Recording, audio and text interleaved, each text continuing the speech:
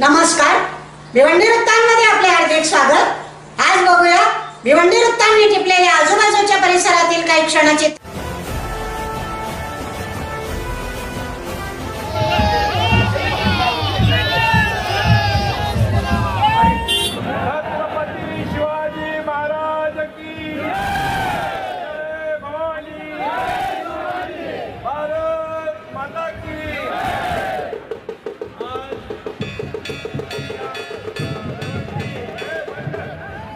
भिवंडी लोकसभा मतदारसंघाचे महायुतीचे उमेदवार पाटील यांच्या रॅलीला उसळलेला सागर हा पहिल्यानंतर फॉर्म भरण्याची रॅली आहे, विजयाची रॅली आहे।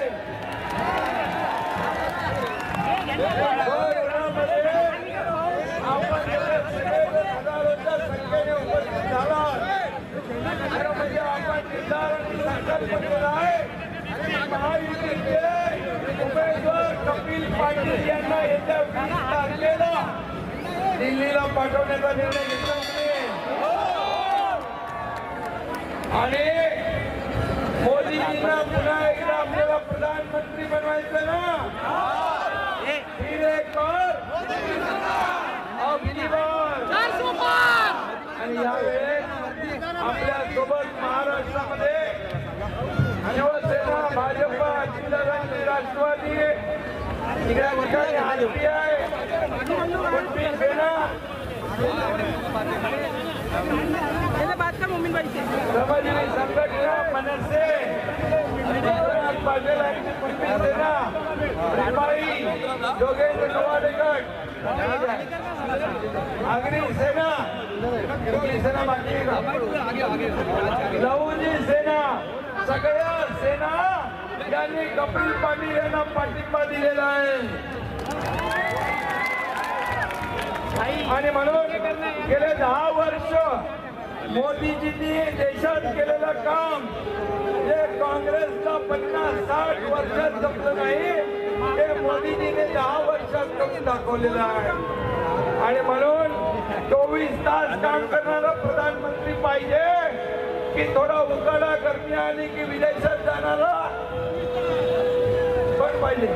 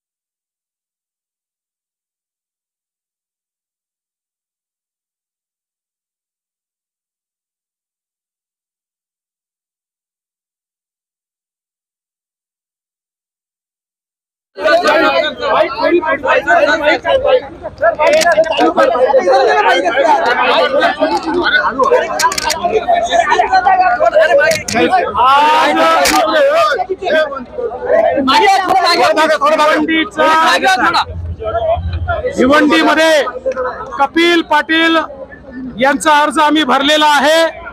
प्रचंड रिस्पॉन्स होता, आपण सगळ्यांनी बघितलं आहे. महायुतीच्या मागे आणि मोदीजींच्या मागे प्रचंड जनसमुदाय आहे. आम्ही ही जागा रेकॉर्ड मताने जिंकू, हा मला विश्वास आहे. प्रधानमंत्री आदरणीय नरेंद्र मोदीजी यांच्या आशीर्वादाने भिवंडी लोकसभा क्षेत्रामध्ये तिसऱ्यांदा मला उमेदवारी मिळाली आणि आज इथे उमेदवारी अर्ज भरताना या भिवंडी शहराने दोन रेकॉर्ड, एक रेकॉर्ड बघितला की यापूर्वी कधीही भिवंडी शहरामध्ये लोकसभेचा फॉर्म भरण्यासाठी मुख्यमंत्री उपमुख्यमंत्री हे आले नाही. हा एक पाहिलेला भिवंडी रेकॉर्ड आहे. आणि दुसरा रेकॉर्ड आहे, आज जे समर्थन या भिवंडी लोकसभा क्षेत्रामधून उमेदवारी अर्ज भरताना लोकांचा आशीर्वादाच्या रूपाने मिळालं, तो एक भिवंडी शहरामध्ये भिवंडी शहरातल्या नागरिकांनी बघितलेला रेकॉर्ड आहे. आणि म्हणून निश्चितपणाने मी सांगेन की या ठिकाणी भिवंडी लोकसभा क्षेत्रामध्ये महायुतीची तिसरी टर्म ही 100% होणार. देशाचे प्रधानमंत्री नरेंद्र मोदीजी यांना प्रधानमंत्री करण्यासाठी एवढ्या मोठ्या संख्येने आज इथे जनसागर लोटला होता आशीर्वाद देण्यासाठी. त्यामुळे आम्हाला खात्री आहे की मोदीजी पुन्हा तिसऱ्यांदा प्रधानमंत्री होणार आणि इथे भिवंडीमध्ये तिसऱ्यांदा पुन्हा कमळ फुलणार. मुख्यमंत्री उपमुख्यमंत्री यांनी काय विश्वास दिलाय? येणाऱ्या काळात प्रचारामध्ये पंतप्रधान नरेंद्र मोदी यांची सभा वगैरे भिवंडीत होणार आहे का? निश्चितपणाने आधी 10 तारीख मोदीजींनी सभेची दिली होती, आता ती बदलून 15 तारीख होण्याची शक्यता आहे. 15 तारखेला कल्याण पश्चिम मध्ये, भिवंडी लोकसभा क्षेत्रातील कल्याण पश्चिम मध्ये मोदीजींची सभा ही होईल. जनतेला आवाहन करण्यासाठी, जनतेचा आशीर्वाद मागण्यासाठी मोदीजी या ठिकाणी येणार आहेत. मोदीजींची ही हॅट्रिक आहे आणि कल्याणमध्ये येण्याची हॅट्रिक आहे. 2014ला